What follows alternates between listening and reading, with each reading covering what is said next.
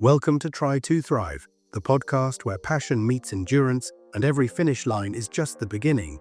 We're here to inspire, challenge, and share our journey through swim, bike, run, and beyond. This episode is sponsored by Netbox Labs. Hello and welcome to another episode of Try to Thrive. And today I'm sitting here with my dear friend Jan. Jan, I'm very honored to welcome you to the podcast. Thanks for having me. Yeah, welcome. It's a pleasure. Likewise. And we are in a special situation this weekend. Exactly. Because tomorrow we are running our very first ultra together. Yes. So tell us more about it. Where are we right now? We are in Monschau in the Eifel in Germany. And we are about to run 56K tomorrow. First time for both of us. Yes. I've never even ran a marathon before. My furthest distance was 36K. Oh my God. Come on, man. So why not go all in on the first run? It sounds like me making the first triathlon half Ironman. Yeah, I mean, go big or go home, right? That's usually what we do with the last few weeks. It is, but it's also, I've chosen this route. This one is on me, and it has about 950 meters, not feet, meters of elevation. So that's about like 3,300 feet roughly of elevation. And it is supposed to be a very scenic route, very beautiful. Some old cities that we're going to see during the run. And we've been exploring the area by car today, and it was beautiful. Yeah, exactly. So I've been just after the Ironman, half Ironman in Krakow last weekend. And I did not train specifically for the entire ultra marathon itself, but I know you have been training. Yes. And today I would like to get a little bit more of understanding how you trained. What were your priorities? How did you manage? Because you're a family father, right? Yes. We had an episode back maybe a year ago, like roughly half a year ago, about keto. Yes. So I would like to talk a little bit about nutrition. We have a lot of things here on the table. For those of you who are looking at us on YouTube, there's a lot. But for those of you who are not and only listen to it, I'm very sure that we will go through it one by one. Yes.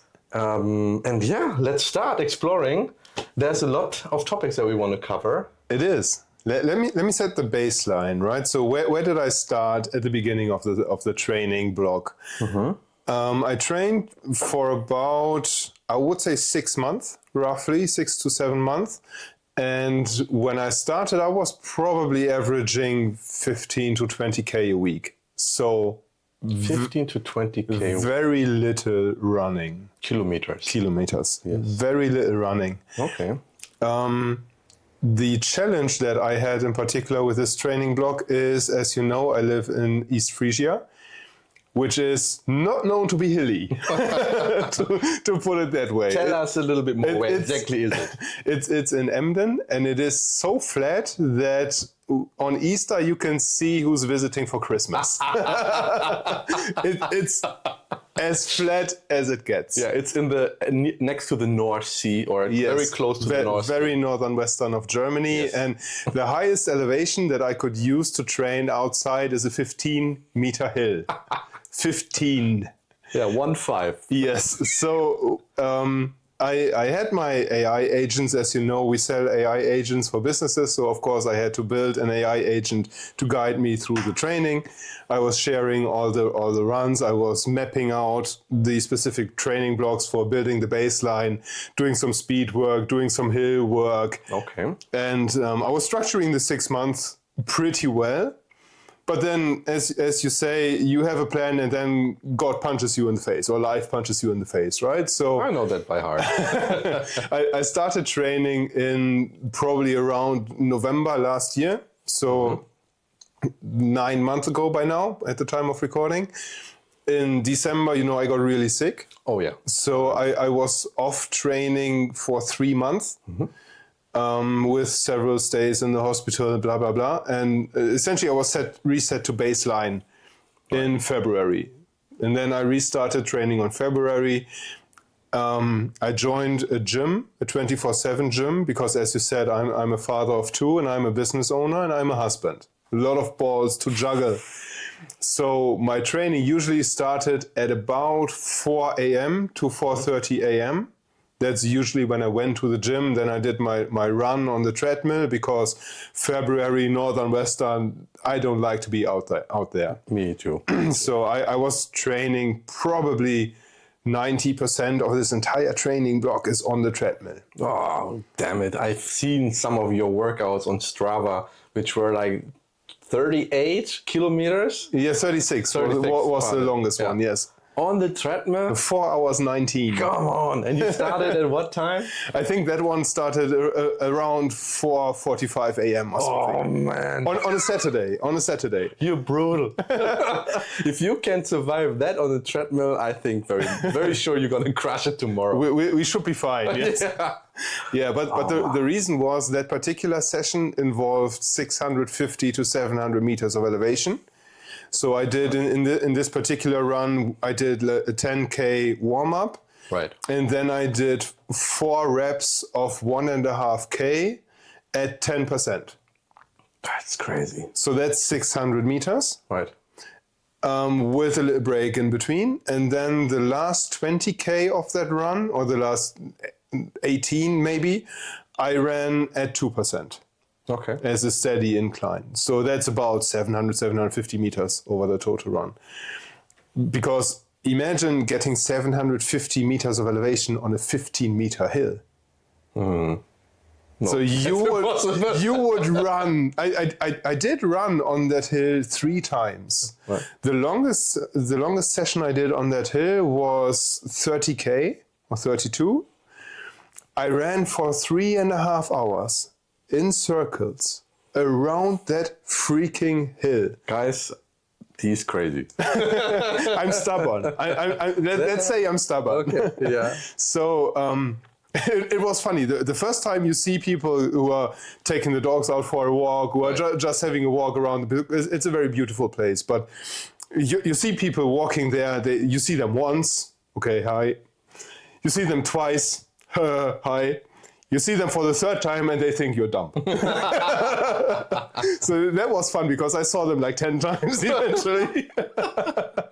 Oh, that's cool. But that was one of the challenges. When I structured the blog, obviously you build up the mileage over time. And the furthest I've run in a week was like 60, 65K. Mm-hmm. So that should be enough for a 56K ultra, I would say. But as I said, the most runs were on a treadmill to get the elevation, because otherwise there was no chance. I would have run 80K around that hill to get 700 meters of elevation. That's just not feasible. What I also did, going back to the training, is my AI, of course, had different types of runs for me. So like easy runs, threshold runs, long runs, the usual stuff that you would see on training plans.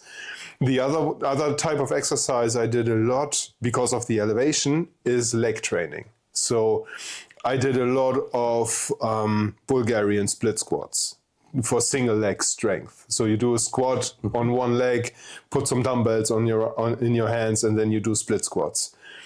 Box step ups and step downs on a treadmill. I did like 45 minutes on Stairmaster.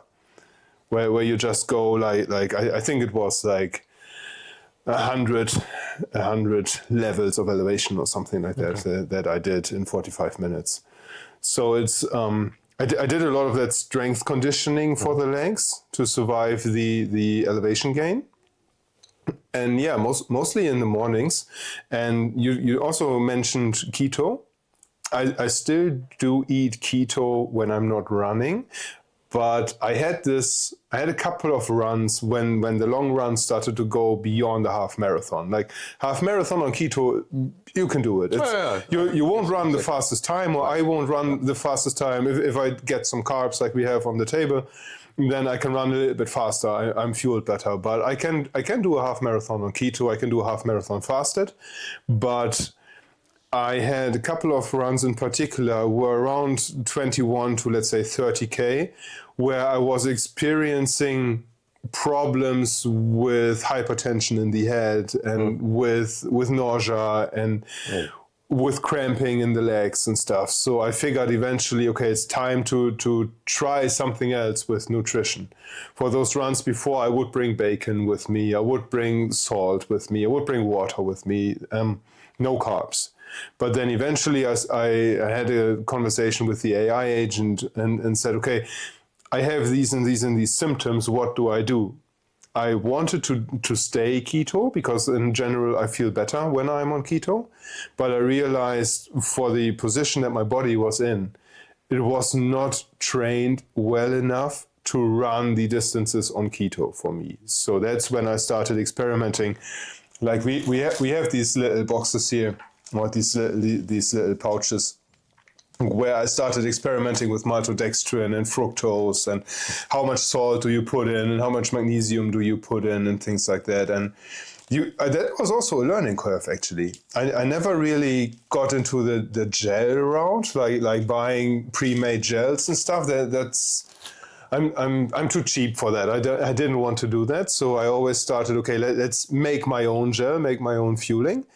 And I started with 15 grams of maltodextrin, 15 grams of fructose, and then I did some electrolyte powder. So a mix, not just salt, but you had magnesium, you had potassium, you had all those generic things that would go in a regular, pick anything from Amazon electrolyte powder. And I put that into my mixes and put then one mix per flask. And I had this run, there was a 30K on that hill. And by 22, 23K, I had this pounding headache. And I had the cool thing is with that hill, there's a parking spot nearby, so I put the car there. And then I had my own like aid station. So I would run 6, 7K, go back to the car, refuel, put the flask back with water, and then put the mixture in of fructose and carbs and stuff. But I realized that I had too many electrolytes in that. So I overdid it. And that was a learning experience as well. I had this fancy powder. I was like, oh, I'm all set. I'm professional. I have this electrolyte powder. Like, don't. And then I stopped the run short, actually. I had to do 30. I stopped at 23, something like that. And then I was pretty much knocked out for the rest of the day. Wasn't feeling well. So again, back to the AI agent, what did I do wrong, blah, blah, blah. I had this, that, and the other thing. And he said, okay, let's go back to just regular table salt. Let's not go with electrolyte mixes, just go with table salt. And since then, I have my mixture of maltodextrin, fructose, and 2 grams of table salt per flask. And then I know I have 2 flasks for about 90 minutes. I would say so. Now I'm dialed in. I have my mixture, and I don't have any problems at all. The bad thing is I'm off keto. Right. Like we are doing some carb loading right now. We had some good. I won't say the name, but we had some good lunch, and we have like 1 kilo of noodles in the kitchen and stuff. So I had some noodles yesterday as well, some pasta. I'm not keto. I will go back to keto, but I will stay with carb fueling for the runs. That's for sure. Interesting. But there's one thing that I would like you to give us a little bit more information, because you often said, I know that you're very technical and you do a lot with AI, and it's all around the corner, right? Everyone is talking about AI. So you mentioned about AI agents. Yes. But give us a little idea of what does that mean. Don't go too deep into the technical details, but if someone would like to experience something same and was thinking about having that, and just give us an idea, what do you think was good, what do you think was not good, and where do you think it makes more sense to have a trainer, like a person as a trainer? Yes. Because you have experienced that over, I think, like half a year. So give us a little idea on the background, how you've done it. Yes. So the background from my AI knowledge is that we sell essentially digital employees to businesses. So we go into businesses, we analyze the processes, we see what is working well, what is not working well. Maybe a business is trying to hire for a position, they can't find someone, so they come to us and say, okay, can we automate this? Can we do this with AI? that was the angle that I took for building this AI trainer. Essentially, I took this framework for building an AI agent that I knew was really well. And essentially, I built this as a digital coach, if you will. So you can give an AI agent a persona, as you know. You can say you act like a marathon coach, a triathlon coach, what have you. And what I did is I built this AI agent in a framework so that it took the persona of, let's say, Stephen Scullion, who is an Olympic marathoner from the UK. Maybe somebody like Kim Gottwald, who's a German runner. Maybe somebody like Nick Bear from Bear Performance. So somebody who I knew, Nick Bear in particular, he's doing a hybrid athlete thing now, and he was doing a triathlon last year. But I know that he's also a business owner. He's a family father. He has the same time challenges as I have. Okay. So he has to structure the training in the same way. And I gave this AI agent this set of resources and the set of training approaches that I knew could work for my situation, because I couldn't run 2 hours every day because I wanted to be with the kids, or I had business commitments or whatever. I travel quite a bit for business as well. So it had to work around life, essentially. And I built this AI agent in Telegram. I like this for AI chats a lot because I don't have any humans that I chat with via Telegram. It's mostly, this is my AI app, if you will. And the cool thing with Telegram is I can just send screenshots of my trainings from Garmin or from Strava. I can send a screenshot to it and say, okay, put this into the training log. And then it pulls out the details from the screenshot. It says, okay, you've ran 32K on treadmill. You had an average heart rate of 150, blah, blah, blah, blah, blah. And then put all the training for me in perspective, and with an agent, compared to just using like ChatGPT or Claude, you have autonomous actions that you can build into this trainer. So my trainer was automatically reminding me every day, okay, today you have this particular workout scheduled. Or the evening before, it would remind me and say, okay, put out all your clothes, pack your bag, if you will, for the gym tomorrow, because you have to get up at 4 a.m. You don't want to put your bag at 4 a.m. You want to have everything set and ready so that you can grab your things and go, jump into the car, drive to the gym. And it was those automations that saved me a lot of time and that made it very easy.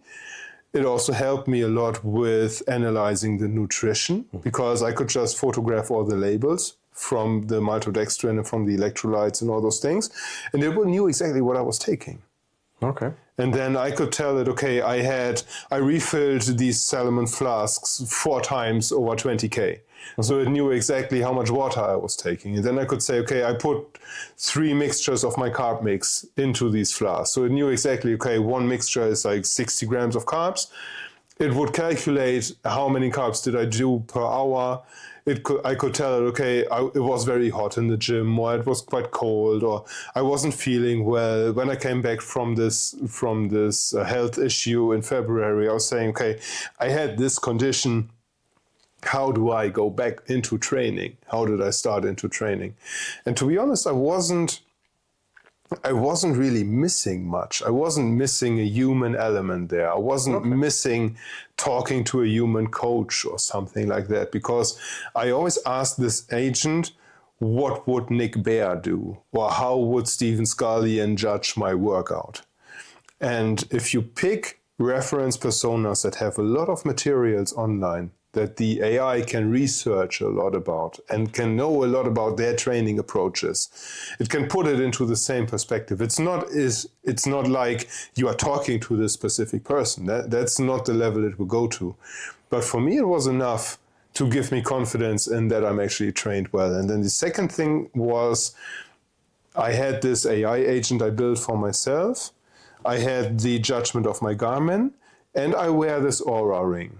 And Oura now also has an AI health advisor. They launched like 6 months ago from the time of recording. And if my AI agent and the health advisor from Oura say the same thing, I think I'm set. Evidence. Okay. Yes, I think that's 2 sources. That's good enough for me at this point. You see this bike behind me? Every component, the drivetrain, the brakes, the shifting, it all has to work together perfectly.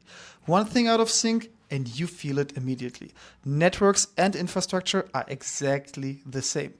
And that's what Netbox Labs does.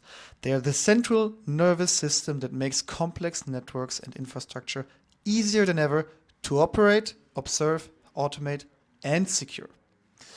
Whether you're a network engineer managing thousands of devices or a CTO who needs to know that everything is running the way it should, Netbox gives you that holistic view, eliminates the silos, and puts you in total control. Companies like Cisco, JP Morgan, and Riot Games trust them with their critical infrastructure. So if you're in the network and infrastructure space, check them out at netboxlabs.com. Big thanks to Netbox Labs for supporting Try to Thrive.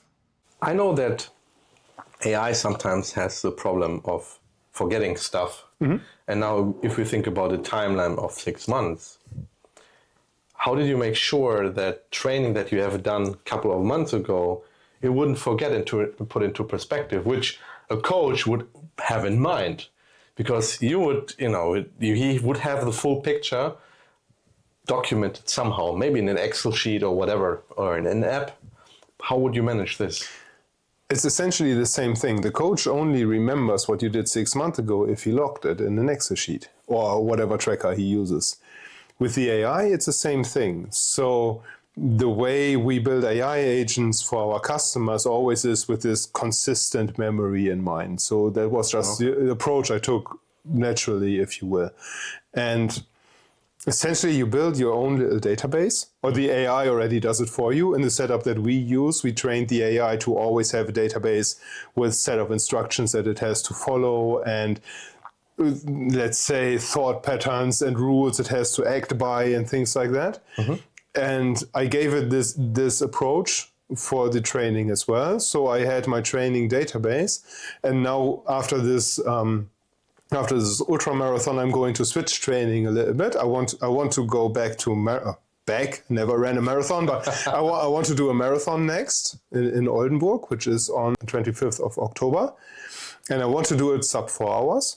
Wow. Never done it before, so let's see. I don't think tomorrow will be sub 4 because there's a lot of elevation, but I want to do it on a flat surface in October. And I also want to bring back a little bit more strength training because I'm sitting a lot in my day job. I'm working on a desk like yourself, 8 hours, 10 hours a day. So you have to do some strength training and conditioning. And I'm going this hybrid approach path. And now I've updated the AI agent that I used for the Ultra, because Ultra is tomorrow. He served his duty, if you will. The next one has built a hybrid athlete tracker platform for me with a little website and a little app and stuff. Like if you know how to do it, it's quite fast, right? You know it yourself. It's very easy. If you know how to build these agents, you can do a lot with them. So I've built my little website. I'm turning it into an iOS app that I can put onto my phone. And amazing. It's the same thing. I'm just logging the trainings on Garmin. Taking screenshots, uploading them to the AI, and the AI says, okay, this is what you did well, this is what you didn't do well, like yesterday. So today is Saturday, we are running on Sunday. Yesterday, the Friday, I was supposed to do a little strength training in the workout in the morning. Turned out into a full back session. Oh no! Just before the race. Come on. Clever, very clever. Yes. And I did like leg extensions with 100 kilo and 107 kilo, and then afterwards it was I to the point of AI always agreeing with you. You know, like when you talk to ChatGPT, it tends to always agree. No matter what you say, it doesn't disagree with you. It doesn't discuss stuff with you unless you really prompt it to. My AI agent said, essentially, you stupid dumbass. you shouldn't have done the leg extensions. I've told you, keep it light, keep it easy. My plan was to always keep 4 to 5 reps in the tank and just do a little bit of muscular activation. Yeah. Here we are. We'll leave it at that. Exactly. But then the AI logged it in this new hybrid tracker already. I can just upload the screenshots as well, and it will show me the progress of how much weight I'm lifting per exercise, how many reps I can take on which weight and stuff like that. So this is a difference to the running focused training. With the strength training, I can see a lot more data. Yeah. With running, it's like, okay, how long? And time, distance, heart rate, fueling, and that's about it. That you maybe elevation. Those are like the 5 key facts that I would track for the running. With the mix of running and strength, I can also say what exercises, how many reps, how much weight per exercise, and then I can see with a graphical representation how I'm evolving for those exercises. Okay. But you know that your Garmin is tracking much more data. So Yes. and if someone from Garmin is listening to that, it would be very helpful if you guys would kick off a nice MCP server for it. Yes, please make it easier to use your API. It won't be your loss. Exactly. Anyway, back to the topic. I mean, that is amazing. So what you can do actually with technology today is, I wouldn't say it's replacing trainers. Some people do like to train with trainers, but in your case, you're almost for your own, and it was very helpful for you. But one thing that AI can't do is staying motivated. How did you overcome over all the period of time with all the struggles that you had to stay motivated? Very easy, actually. Tell me. Very easy. My kids. All right. Because, as I said, I'm the father of 2 girls. And I always have been a person that took a lot of responsibility for my own words and actions. So we know each other for roughly 20 years by now. And I would say when I say something, I'm doing something. Eventually I will do it. Yeah. And that's the example that I want to set for my kids as well. So first of all, I want to show my kids, hey, daddy is working out, so that they grow up in this sport-driven, well, not sport-driven, but that sport always has a place in their life as they grow up. My older one, she's 6 now. I'm starting to get her to jog with me. I think 6 is like, we are jogging like 200 meters. Not much, but I would just want to get her moving, right? I want to see if she enjoys it or not. Then if she enjoys it, we'll do it. If not, then she's free to do something else. But I want to set the example of I choose to do hard things because I know hard things will grow me as a person. Yeah. The one thing that I'm afraid to death by is raising kids who will avoid difficult situations. So being motivated was actually in this regard very easy because I knew if I didn't do the training, I would fail at this big goal. And it's not an option to fail at this ultramarathon. It's not an option to not finish this damn run tomorrow because I've promised my kids, hey, daddy will call you during the run. We'll show you, like, as I said, it's quite a scenic route. So we'll show some beautiful places tomorrow. We'll call them, we start at 6. They probably wake up around 7. So probably maybe by 8 or 9, I do the first call tomorrow. And then I show them where we are at and how much we have to go and things like that. And I don't want them to have a father who doesn't live up to his words. That's the motivation. Very good example. You're a very good example, father, then. We'll see. We'll see. We'll see. I'm not. It's not perfect, and it's not all sunshine and rainbows. But first of all, I knew I'm paying the gym every month, so I might as well use it.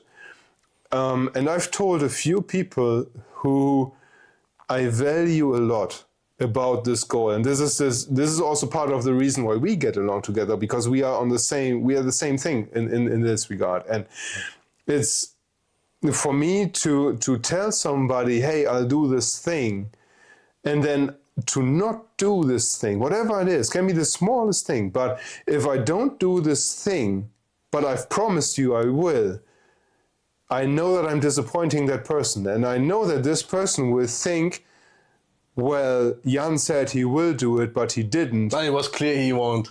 No, but maybe not even that. But then what's the effect? The effect is the next time I tell you something, I will do it. you think maybe he will, maybe he won't. And I don't want to have this stopped in the other person. Like I want you to know that when I tell you I'll be there at 10, you know I'll be there at 9:45.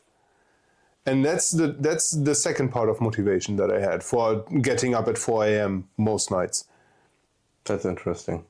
That's very motivating, I hope, for a lot of people out there listening to that podcast. Hopefully. I mean, you can get the one book I would recommend in this regard, if I may, is Extreme Ownership by Jocko Willink.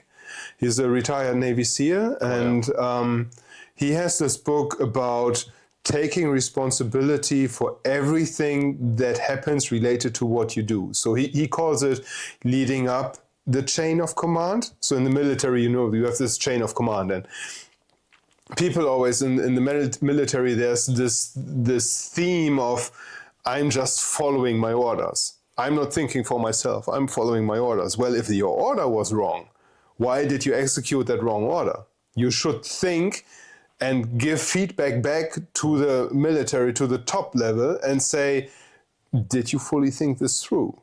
And also on the way down to your subordinates, if they do something wrong, it's your damn fault because you didn't give them enough context. You didn't give them clear enough instruction to actually execute. Right.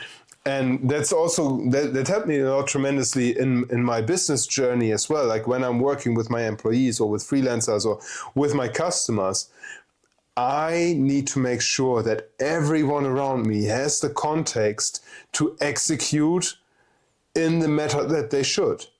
I had a meeting this week with somebody who wants to do an internship with us, the son of a mutual friend of ours. And I told him the one thing, I don't care that you are not familiar with AI tools. It's an internship to see if you like it. I don't expect you to be familiar. What I expect of you is you tell me if you don't understand something. I don't want you waste half a day researching a problem, trying to find an answer that I can give you in 5 minutes. Come to me and tell me, boss, I don't know about this thing. Can you help me? Mm-hmm. And then I will tell you if I can help you or if I can't help you. If I can't help you, I put you in the right direction to see where you can get the answer. And you improving the process as well. Yes. It will make it clear for other people in the future. Of course, it's always reusable. Right. It's always reusable. And I take the same approach with training as well. Like, I had so many sessions go wrong where like, the good thing is when you run a lot on the treadmill, the toilet is always nearby. So I had countless runs where after 4 minutes I had to go, and after 10 minutes I had to go again. And then, you know how it is with the kids, they bring up all sorts of infections. My daughters were in kindergarten and in pre-kindergarten. They bring home something every other week. So I was running with a lot of stomach bugs and some smaller infections and stuff. But that was a good thing running in the treadmill, because you can always hit pause on the treadmill, go to the loo, and then come back and execute again. And maybe you run slower because of that, but I still got the damn running. Exactly. But the one thing I think needs to be improved from your side is that you have feedback. Yes. You need to have feedback from someone who more or less sometimes train with you and gives you the right impulses in order to do certain things better, how you can improve. Maybe you will find someone who will be able to do that in the future with you. Might well be, yeah. That's one thing that I didn't have. Like I remember we did a session once where you recorded me on the treadmill to see, okay, how's the foot placement and how high do I put the heels and stuff like that. I was doing a lot of studying and getting a feel during the run. That's also a good thing on the treadmill. It's very consistent. Yeah. So you can develop a really good body feeling on the treadmill. I think you can get a lot of feeling. How high do I actually pull my knees, and how far back do I swing my heels, and do I land on the midfoot, and do I pronate a lot and stuff like that. You can get a certain feel for it, but I agree with you. Having someone experienced who has like 10 ultras would probably have been beneficial. Yeah, it definitely can't hurt. Yes, I agree. Yeah, but we will see tomorrow. We'll be there. We'll go through the end. Eventually, we'll go there. We go there. We're gonna finish the damn ultra. Our first damn ultra. Yes. First time for me as well. I have done marathons in the past, but I think my last marathon was the marathon during the Ironman. Yes. Let's see. How do you feel? I feel good. I think I've lost a little bit training over the past few weeks again. I think that will be a completely different episode that we will talk through. But yeah, so we have a lot of things here on the table, right? Yes. So we have some flasks. We have some, we already spotted it here. We have some plastic bags that are filled with some ingredients. We have a lot of more in this backpack. Exactly. So that is our fuel. Yes. Because what is really important as well to understand is while you are training with certain type of fuel, you should be able to use that in your race as well, because that is very important. You should not rely on something that is an unknown factor for you. This is like a beautiful backpack. A running vest from Salomon. We had a discussion about that. How much money you would spend for such a backpack like this. We will not tell you the details. Too much. But it is too much for me. But hopefully it will do you good tomorrow. So you have your fueling in here. You put your flask into that backpack and you will run with this backpack. I even have changing clothes in here. Oh, that's I do have a spare shirt and spare shorts, because one thing I've learned during the treadmill runs, like you sweat like crazy on the treadmill, and that's you don't have any wind coming at you and stuff. Yeah. And what I learned is after about 18 to 20K, changing clothes, just changing into dry clothes makes me feel like a new runner. Okay. So that's why I'm bringing those with me. We'll see if I use them tomorrow. I don't know. Otherwise, but you will carry that for 56 kilometers. that's true, but they weigh nothing. Exactly. True. They weigh nothing. True. And what's also cool is like when we were preparing these things, we have name labels and stuff, so we know which one is Chris, which one is mine. And we mixed some just with carbs, some with carbs and salt, and some with carbs, salt, and magnesium. Yeah. So that we can fuel properly. That is actually a very good tip, to not confuse them, right? Yes. Because as you said, you don't want to overdo on certain nutritions during the one, which can make you feel bad instead of improving it. Yes. And we have something funny here as well. Rescue blanket, yeah. Emergency blanket. So hopefully we will not need to use that tomorrow. And by the way, tomorrow it should be around 30 degrees here. Yes. So 86 Fahrenheit for those watching from the US. Exactly. So that will be very hot tomorrow. And it's almost 7 p.m. I think we need to have another refuel here as well and to stay hydrated. Any last words from your side, Jan? What can you give someone that maybe wanted to run a ultra or a marathon that is just a starter as we are? Any last words from your side? I would say be persistent. Don't bite off more than you can chew. That's a good one. And don't race it. I think you can't force this training. Like I did so many slow runs that standing for themselves based on the time, I almost felt embarrassed. But it's the hours, the time on feet. That's what builds the base. And I've learned so much about myself in this journey as well. I like running because it puts you in uncomfortable situations. Mm-hmm. Either you are running shorter distances and you have to push harder because you are fast, or you do longer distances, which I prefer because you go a bit slower, but I think it's a longer mental battle. Mm-hmm. Because you can run a half marathon. You can maybe I can run a marathon as well. I've never done, but from 36 to a marathon, that's not that far off. Right. But after like 30K, when your mind starts playing tricks on you and saying, hey, you can take this walk break, or you can go a little bit easier. Maybe we cut it short at 32. That's plenty. Who runs 32 kilometers? That's exactly the type of negotiations that I face as a business owner every day, because there's all sorts of challenges coming at you. You know this as well as a business owner. And as a parent as well, because you are always in debate with your kids. I love my kids too hard. I love my wife, but there's always some battle always is going on. And I feel like when you run longer distances, for me at least, first of all, it gives me time to be with myself and to think through situations that I'm facing in business and in life. It makes me clear about the priorities that I want to set and how I want to behave around the people that I care about.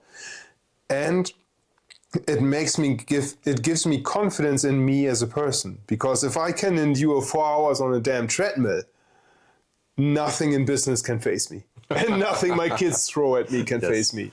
I agree. And if we win this battle tomorrow, we will, then we will let you know in the next episode of the post-run.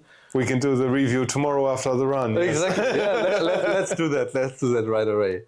Jan, thank you so much for giving us all this information about your training, about your nutrition, about your AI agents that you build to help you stay consistent with the training and build the plan, and also the good motivation that you get on a daily life in order to stay motivated. And what we would like to give you as a listener is all that information, and hopefully you can take it and also overcome some situation like Jan did. Plus, we always cook with water, right? Everybody's the same thing. Exactly. We're all in the same boat. Like, just get started, just do it. Start from where you are at, because feeling bad about where you are at doesn't get you anywhere. Exactly. Thanks for having me. Thank you, Jan. All right.